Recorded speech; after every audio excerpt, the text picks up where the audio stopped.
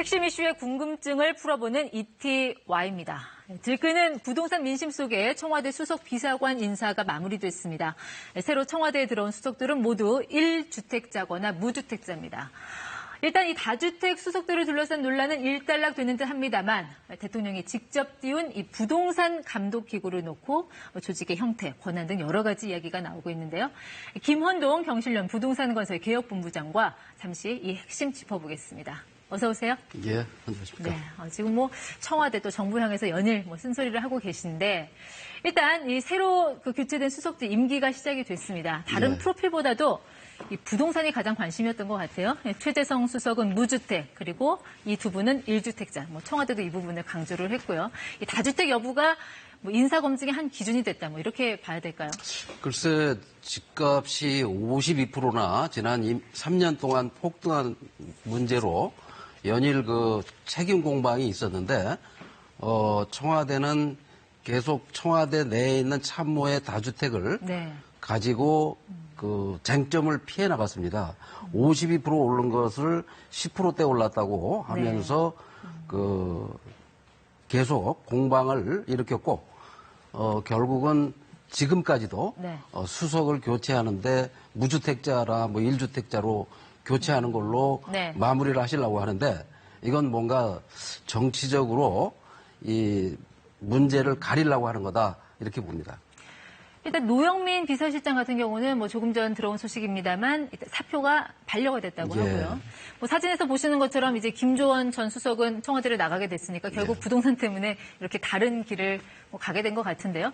일각에서는 자본주의 사회에서 집 여러 채 갖는 게 꼭 죄냐, 지나친 재산권 침해 아니냐 이런 주장도 있습니다. 예, 저도 그렇게 생각합니다. 집을 필요에 따라서는 두세 채 가질 수도 있는데 본질이 집값을 잡겠다는 정책을 내놓을 때마다 집값이 폭등하고 있었고 지난 3년 동안 23번의 대책을 내놓고 금년에만도 세 차례의 대책을 내놨는데도 집값이 계속 폭등하고 있는데 그 문제의 본질을 잡고 집을 두 채 가진 민정수석을 교체하고 집 두 채 가졌던 비서실장은 다시 기용을 하는 그런 걸로 마무리된 걸로 보면 계속 문제의 본질이 아닌 부분을 가지고 부동산 문제를 다른 시각으로 이렇게 시선을 돌리려고 하는 그런 의도가 있는 거 아닌가 그런 생각을 합니다. 지금 지금에서 또 이야기가 나오는 것 중에 하나가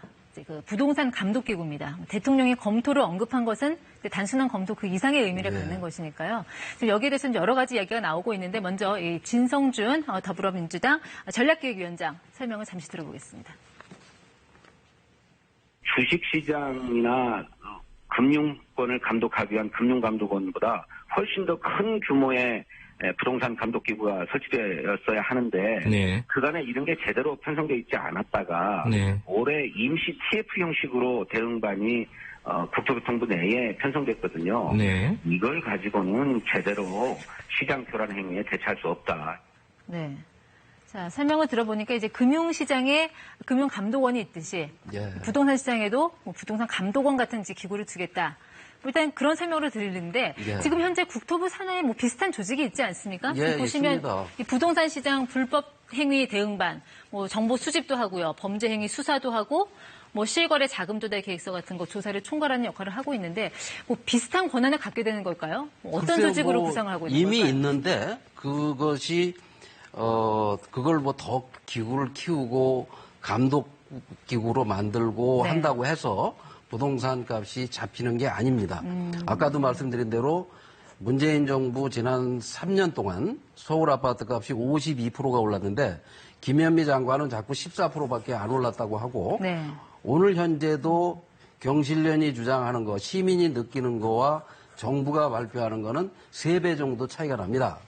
그리고 집값이 오른 이유가 마치 국민들의 이 나라의 주인인 국민들이 집값을 올리는 것처럼 얘기하지만 정부 정책이 잘못돼서 정부가 잘못된 정책을 계속 내놓기 때문에 집값이 폭등한 건데 폭등한 집값의 이 근원을 잘못 짚은 거죠. 그러니까 지금까지 뭐 감시나 감독을 덜해서 이렇게 부동산 시장이 폭주한 게 아닌데 뭔가 좀 논점을 흐리고 있다. 뭐 그런 말씀인 것 그렇습니다. 같습니다. 대통령께서 갑자기 감독원 얘기를 하시는 거는 논점을 흐리고 지금 집값이 52%가 올랐고 취임 이전 수준으로 대통령께서 금년 초에 낮추겠다. 네. 그러면 52%가 올랐으면 52%를 낮춰야 원래 취임 이전으로 돌아가는 건데 지금도 계속 정부는 14% 올랐다고 하시고 엊그저께도 이미 대책으로 네. 집값이 진정 국면이다 이렇게 말씀을 하시는데 그렇게 진정 국면이고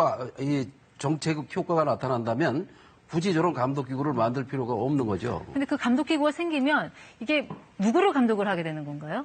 업무 범위를 어디까지 가져갈지도 관심일 것 같고. 그 정책 잘못으로 집값을 올렸던 공무원들이 나서서 국민들을 감독하겠다는 건데 지금 국민들은 또는 시민단체는 정책을 잘못 내놓고 집값을 띄우고 있는 그리고 집값이 폭등했는데도 폭등하지 않았다고 말하는 공무원을 감독해야 될 입장인데 공무원이 국민을 감독한다는 네. 거는 이건 뭔가 잘못된 방식이다 이렇게 봅니다. 지금 있는 조직을 뭐 흡수 통합을 하게 될지 뭐 별도의 조직이 생길지 모르겠지만 만약에 후자라면 이게 옥상옥이 되는 거 아니냐 뭐 이런 우려도 나오고 있습니다. 그렇습니다. 지금 이미 국세청도 있고 검찰도 있고 경찰도 있고 또 국토부 안에도 저런 조사 요원들이 충분히 있는데 그 사람들이 제 역할을 못해서 네. 못했다면 그걸 제대로 하게끔 만드는 게 중요한 거지.